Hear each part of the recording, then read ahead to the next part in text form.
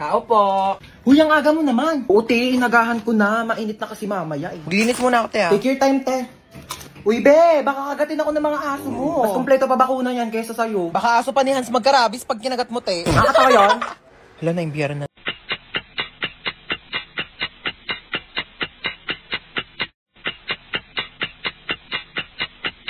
Saka na, te. Wait lang, te. On the way na. Hoy, te, dalihan mo dyan. Ikaw na lang wala. O, te, on the way na. Kanina ka pa on the way, te. Sa kabilang street ka lang naman nakatira.